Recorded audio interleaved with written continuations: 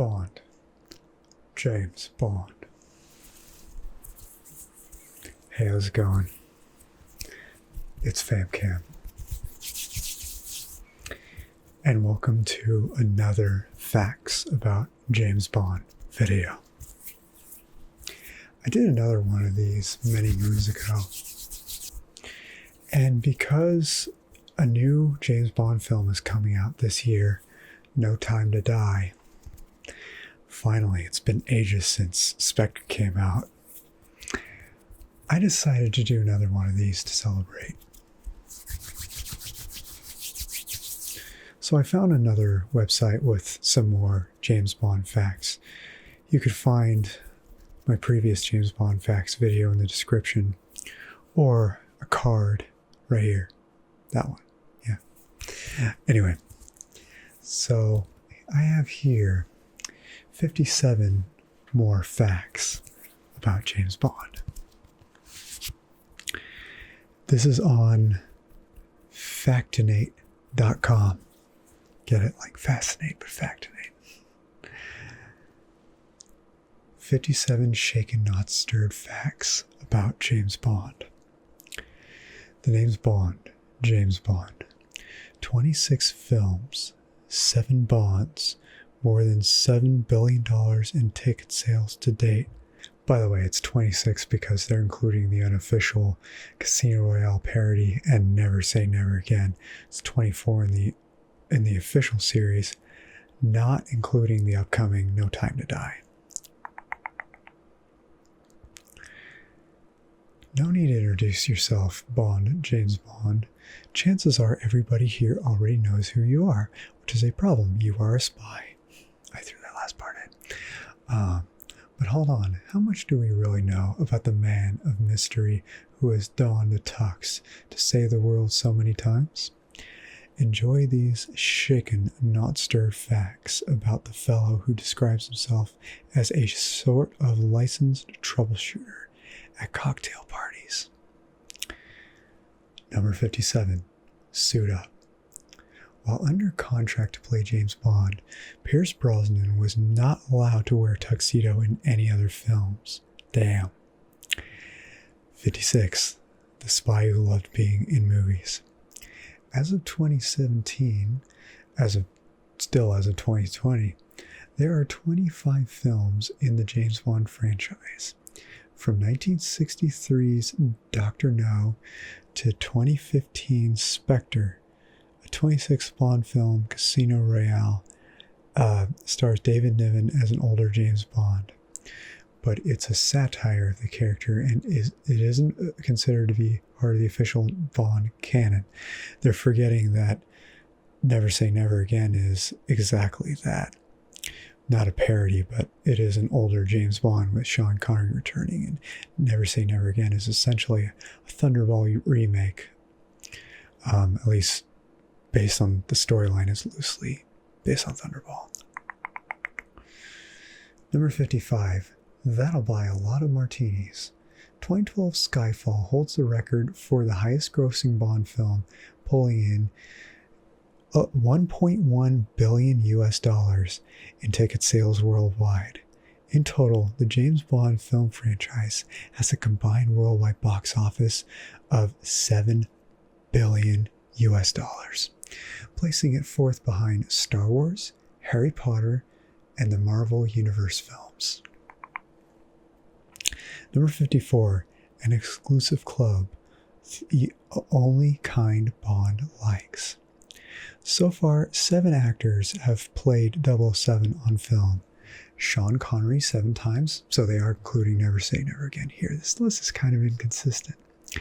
David Niven, George Lazenby, Roger Moore, Timothy Dalton, Pierce Brosnan, and Daniel Craig. I left out the times they were on. David Niven was once, George Lazenby was once, Roger Moore was 7, Timothy Dalton was 2, Pierce Brosnan was 4, Daniel Craig was 4, going on 5 when No Time to Die comes out. That'll be the last Bond film. All the actors who have played Bond in the past have been 6'1", to 6'2", except Daniel Craig, who is 5'10". I thought he was 6 feet exactly. He's only 5'10". Dang, he's only a couple inches taller than I am. 53. Do you like your martinis shaken? The longest running and most profitable film characters, James Bond has seen a lot of high-profile actors up for the role.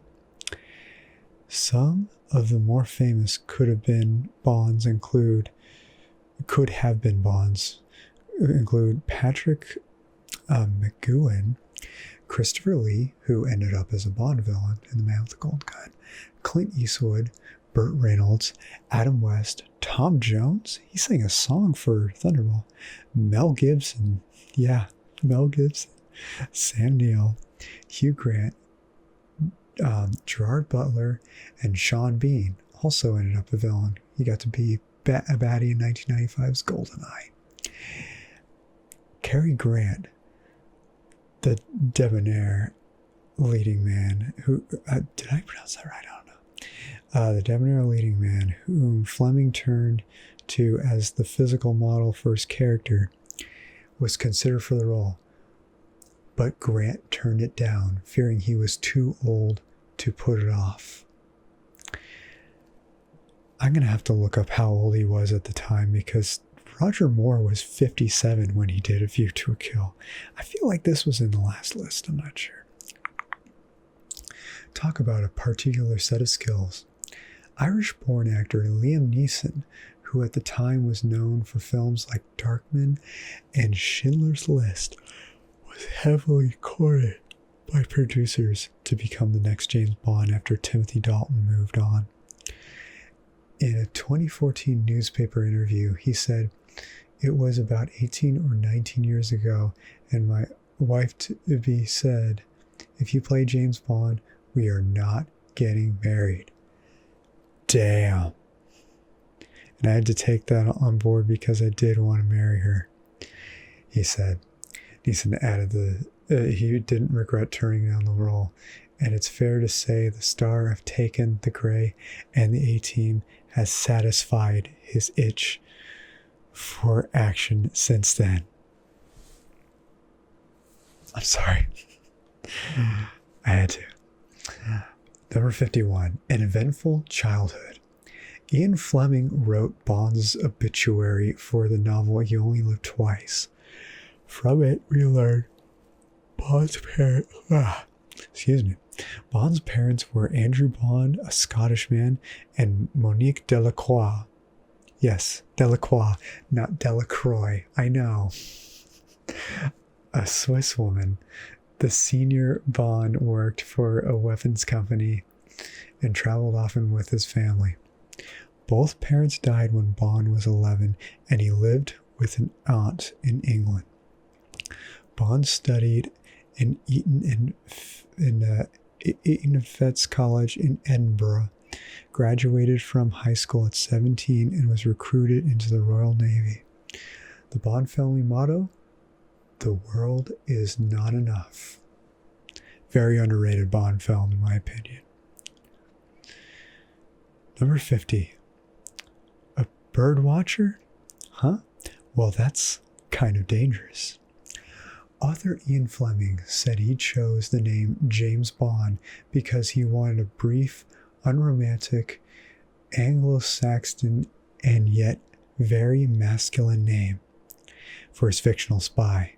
Bond's namesake is the ornithologist Dr. James Bond, whose name Fleming lifted from a bird-watching manual.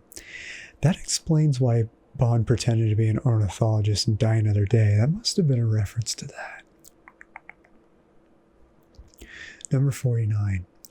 Like the writing teachers say, write what you know. While Bond's name may have been based on an ornithologist, there's no denying a lot of the character came from Fleming's own experiences. There's no evidence of Fleming owning a car with an ejector seat. But both he and Bond were commanders in the British Navy. Preferred coffee to tea. Preferred their martinis shaken, not stirred. Which, by the way, vodka martinis shaken not stirred are so delicious. I know I'm probably going to get flack for that, but they are. I don't drink anymore, but when I did, I drank a ton of them, and I love them. Oh, and there's a bit about Fleming working as a spy. Once he was recruited into the naval intelligence, he became a personal assistant to Rear Admiral John Goffrey, who likely served as inspiration for M. For the record, Fleming said Bond is a composite of many individuals he came across during his time in naval intelligence. Number 48, probably not the biggest hazard in his line of work. Fleming was also a heavy smoker, smoking up to 80 cigarettes a day. Damn. Bond is a heavy smoker in Fleming's novels and has lit up frequently on film over the years, mostly in the older Bond films.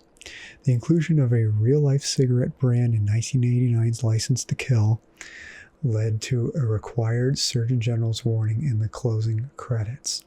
The last time Bond lit up was a cigar in 2002's Die Another Day. Number 47. I can't do that and then run 2.5 miles. Daniel Craig refused to smoke in several scenes in Quantum of Solace, speaking of which, despite the script calling for it. I don't wish for him to smoke, he told a British newspaper. Fleming wrote a Bond who smoked 60 cigarettes a day. I can't do that and then run 2.5 miles down a road. It just doesn't tie in. 46. Market research, 1960s style. When Bond producer Cubby Broccoli was looking for the perfect actor to play James Bond in the 1960s, he happened to see Sean Connery in 1959's Darby O'Gill and the Little People. He was especially impressed with how Connery handled a fistfight in the climax of the film. But he had to be sure Connery had the sex appeal that would attract female moviegoers. Sean Connery, come on. So he brought his wife to another screening of the film. Suffice to say, she was impressed. 45. So much for my plans to leave a pretty corpse. In 1964's Goldfinger, the main villain dispatches a traitorous secretary by painting her entire body with gold paint. As Bond explains, her cause of death was suffocation since the body breached through the pores in the skin, blocking all those pores with paint deprives the body of oxygen. This is not true. While a person might have an adverse reaction to paint on their skin, you can't die from suffocation unless the mouth or nose is blocked. Still, producers were concerned enough about tempting fate that they left a 6-inch patch of actress Shirley Eaton's stomach unpainted just in case. Smart. But yeah, she would have been fine, according to this. I'm not a doctor, so don't take any medical I say on this with a grain of salt. Anyway, and you are analyst, business analyst. The full name of Bond's employer, MI6, is the Secret Intelligence Service. The M comes from its original name, Military Intelligence Section 6. Its existence wasn't officially acknowledged by the British government until 1994. Today, its website lists Operational Data Analyst and Business Support Officer among its career opportunities for British citizens. Number 43. No, Mr. Bond. Open a chocolate factory. The screenplay for 1967's You Only Live Twice was written by Roald Dahl, a close friend of Ian Fleming's. The writer of James and the Giant Peach and Charlie and the Chocolate Factory was tapped to write the screenplay adaptation of Fleming's novel despite having no film experience. He ended up tossing most of the book's plot and put the book's characters in an entirely new story. Number 42. Ouch. In 1996, while promoting his film, The Rock, Sean Connery talked to Tonight Show's Jay Leno about getting injured on the set during his Bond years. In Connery's own words, "A number of years ago, with a guy who's become very successful, Steve Seagal, we were going to do a film called Never Say Never Again. And there was a possibility I was going to Akita and what have you. And I got a hold of Steven, and we had this training in a building where I had an apartment, and he was really very, very good and everything. And I got a little cocky because I thought I knew what I was doing, and he broke my wrist." That's the same Steven Seagal who went on to star in many action pictures in which he hurt a lot of criminals, terrorists, and other bad guys, but no suave secret agents. Connery joked how the injury prevented him from reaching for his wallet. Number 41. Biggest fans in high places. Part 1. U.S. President John F. Kennedy was a huge James Bond fan. In a 1961 interview with Life, he listed From Russia with Love as one of his favorite novels. Sales boomed, and the next Bond film was made naturally, From Russia with Love. Kennedy viewed From Russia with Love as at the White House on November 21st, 1963. One day before his fateful ride in Dallas. Damn. Number 40. Big fans in high places.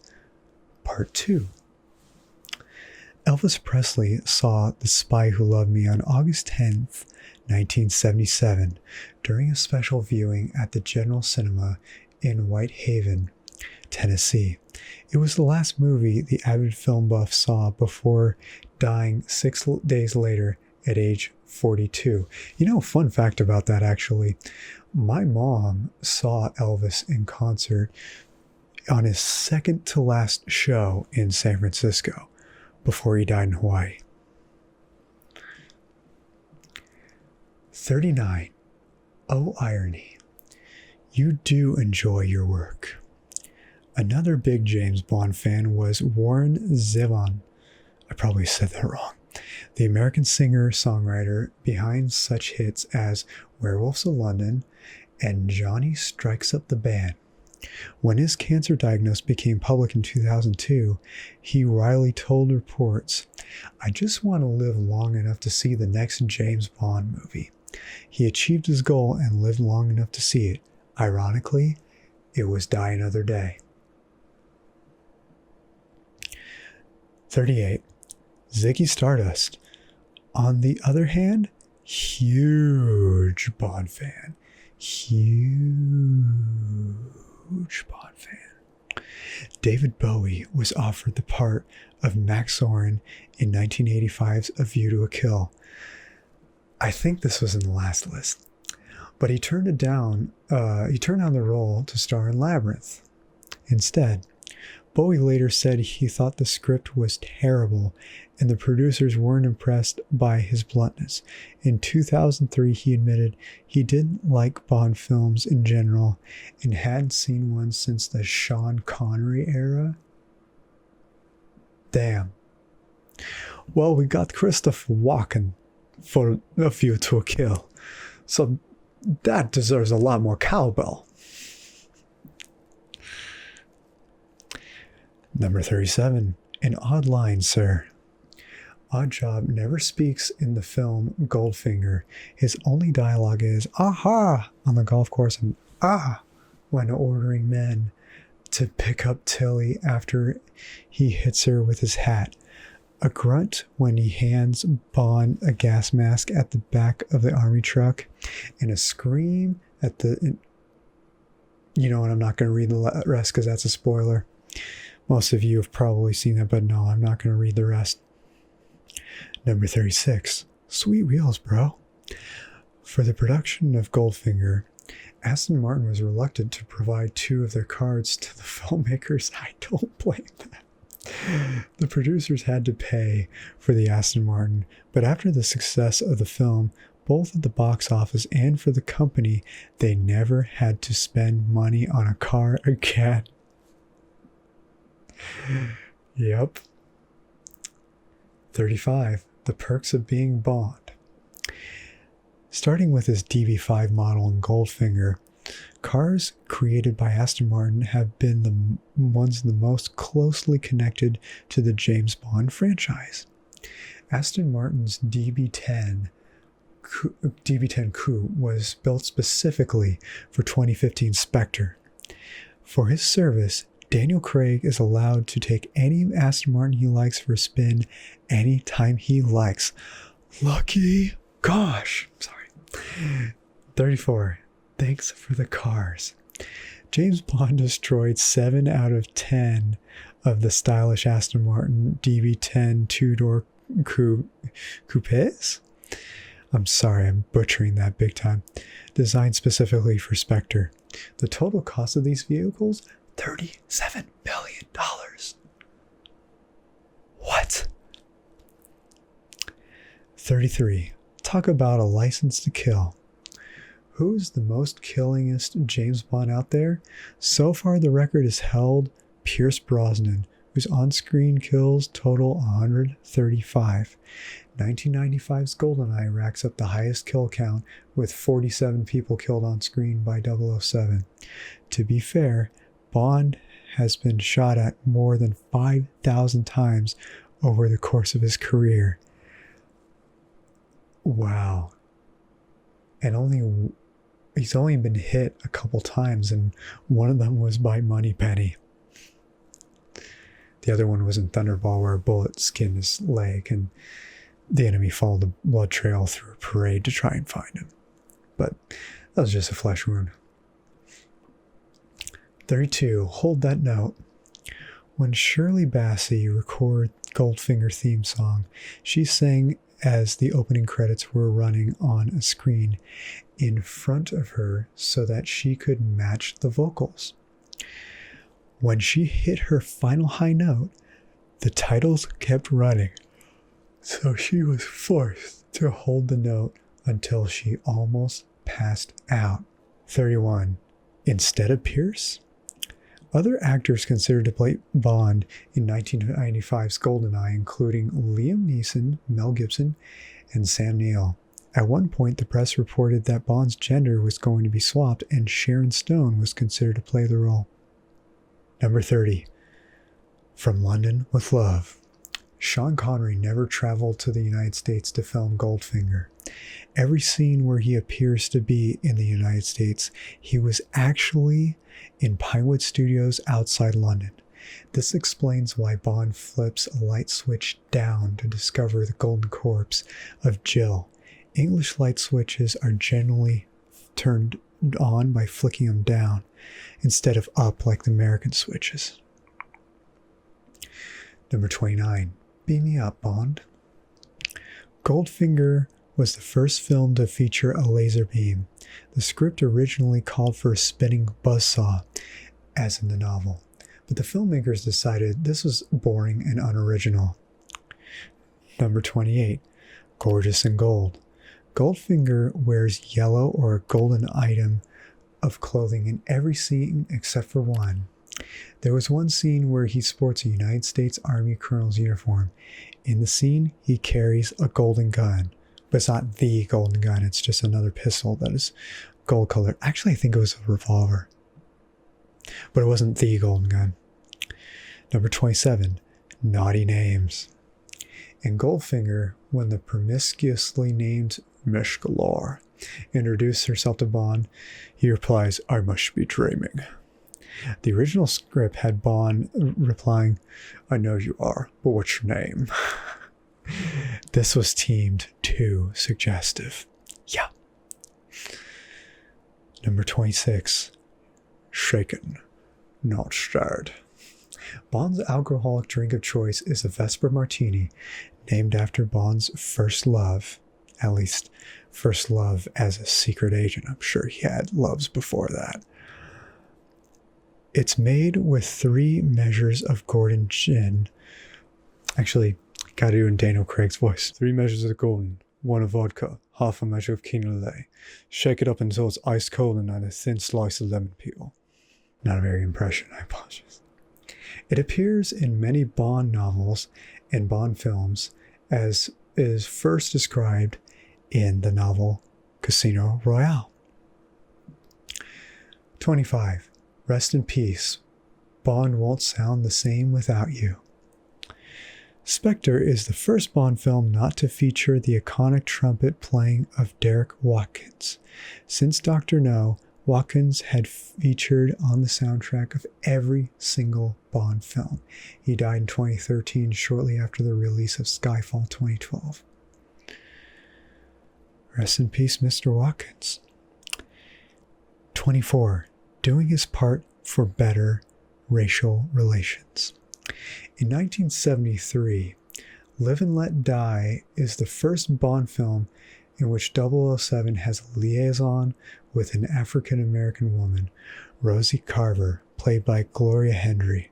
When the film was released in South Africa, all their love scenes had to be removed because of the apartheid policies in the South African government. Damn. 23. Can't keep a good villain down. Played by actor Richard Kiel, Jaws is the only time a henchman ever returned in a James Bond movie. Jaws first appeared in The Spy Who Loved Me, 1977, and returned for 1979's Moonraker. Kiel, who stood at 7'2", could only keep his metal teeth in his mouth for about a half a minute at a time. In one famous scene in The Spy Who Loved Me, the chain he bit through was actually made of licorice. That sounds delicious. Number 22, Domino. The role for the Bond girl Domino in Thunderball is one of the most auditioned for Bond roles in history. Hundreds of actresses were considered for the part, including Julie Christie, Raquel Welch, and Faye Dunaway. The role eventually went to Claudine Auger, rest in peace, a former Miss France. Number 21. Is that a gun in your opening credits, or are you happy to see me? They didn't write that last part. The famous gun barrel sequence that starts every official James Bond film. No, not some of the Daniel Craig ones. It ends in some of the Daniel Craig ones. But for the sake of this conversation, starts in every official James Bond film, is credited to Maurice Binder, a title designer who created the opening titles for 14 Bond films. The look of the sequence was achieved with a pinhole camera shooting through a real gun barrel. Dr. No is the only film to feature the shot at the beginning and at the end. Number 20, The Long Reign of Female Voices. Chris Cornell's opening credits song, You Know My Name, in 2006's Casino Royale, rest in peace, Chris Cornell, was the first opening Bond song since 1987's The Living Daylights to feature a male singer. 19. M's Sexy Man. For 2006's Casino Royale, Michael Wilson and director Martin Campbell debated whether or not to show Judi Dench's M sleeping alone or with somebody else. They decided to put someone in the bed with her, and the lucky man selected for the role was the production's transportation coordinator. How about that? Number 18, thanks for the tip. If you didn't follow the high-stakes game of poker that's played in 2006's Casino Royale closely, you may not have noticed that James Bond tips the dealer with a $500,000 chip after he wins. I did notice he tipped him, but I never paid attention to how much it was. Now I know. Number 17, Airplane on Ice. The plane that hurtles down the mountain in Spectre was built on skidoos, so it's actually being driven. 8 different planes were involved in shooting the sequence. The production team had to battle against unseasonal weather in Austria that forced them to make 400 tons of artificial snow to completely cover a section of the mountainside. Wow. 16. No blood, no glory. Things got a little too real during one of Spectre's fight sequences when Daniel Craig ended up hitting Dave Bautista, giving him a bloody nose. Ew. 15. Hop on in. During the Goldfinger premiere in Paris, a crazed fan climbed into the car Sean Connery was driving. This prompted him to shy away from the Thunderball premiere. That really sucks. I hate that. Thank God YouTube premieres can't be like that. You have an army of mods and you're not going to have somebody climbing into the virtual car that you're in. By the way, thank you to all my mods who are watching and modding this premiere. If you're at the premiere, shout out to all of you. Anyway, number 14. In Thunderball, the Bell rocket belt used in the film's opening sequence was an actual working jetpack. Filmmakers flew 2 qualified pilots to France to operate it. Bill Suter, who flew the jetpack on camera, was asked if he would mind flying without a helmet so that Bond could look cooler. Because there's nothing cooler than leaving your brains splattered all over the streets of London. Suter refused for safety reasons, which is why Connery wore a helmet in the final film. Thank God. And that helmet's pretty iconic now anyway. There have been some pretty silly gadgets used throughout this. This is the same fact section, by the way. There have been some pretty silly gadgets used throughout the films. We all may love Bond, but it's also fun to look at some of the not so awesome gizmos featured in 007. And it says, check out this video for 5 most ridiculous Bond gadgets. It doesn't have a link. I guess the desktop version does, but the mobile version doesn't appear to have a link. Ew. Number 13. Hello, Olivia. M's real name is revealed in the film Skyfall. It's a little difficult to make out, but there's an inscription at the bottom of the box M sends Bond that reads, Olivia Mansfield. Other Bond films and books have revealed alternate names, but the series was rebooted with Casino Royale, so this is her official name in the current cinematic series. 12. Shaving like a legend. Not a fan of this section. Sales of straight razors increased by 400% after James Bond was seen using one in Skyfall. You guys, embrace the beard, y'all. Anyway, 11. A ragman is an anagram for anagram. Okay?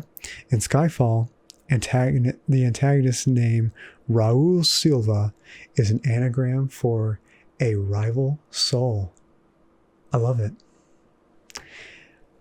Side note, I learned this from a Mike Myers speech about Sean Connery.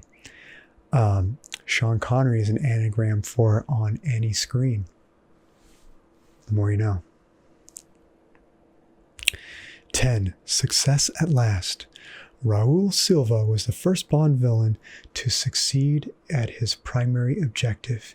In this case, I'm not going to say because it's a spoiler. Number 9. More rocket woes. The making of Thunderball wasn't without its mishaps. Stuntman Bob Simmons handled the scene where Fiona Volpe uses rockets launched from a motorcycle to blow up Count Lipe's car. Bob Simmons was tasked with driving the car, then leaping out after the explosion took place. He jumped out as the car crashed into a ditch, then seemed to disappear. As the crew frenetically searched for him, he crept up behind director Terrence Young and asked him if he'd done the scene right. Damn. Footage from another angle showed that Simmons had actually tried to stand up in the ditch and fallen backwards into the flaming car before escaping the inferno through the passenger door. Holy crap. Number 8. Kaboom. Well done, Thunderball stunt crew. The Thunderball scene where Largo's yacht crashes into a rock and explodes didn't go as planned. The resulting explosion was way bigger than anyone expected. They had loaded the yacht with rocket fuel without understanding just how powerful the stuff was. The resulting explosion was so huge that it launched the boat into the air, almost causing it to land on top of the crew. Oh my God. That's pretty scary. When the crew returned to Nassau after shooting the scene, they discovered the explosion had also shattered windows all along Bay Street. They were 30 miles away from Nassau when the explosion occurred. Wow, that's nuts. 7. Phobias, Part 1. Despite handling and being around many firearms on set, Roger Moore suffers from hoplophobia, a fear of firearms, dating back to a childhood accident in which he was shot in the leg with an air rifle by his brother. Jesus. 6. Day of the Living. The makers of Spectre went all out when it came to the scene near the beginning of the movie at the Day of the Dead Festival in Mexico City.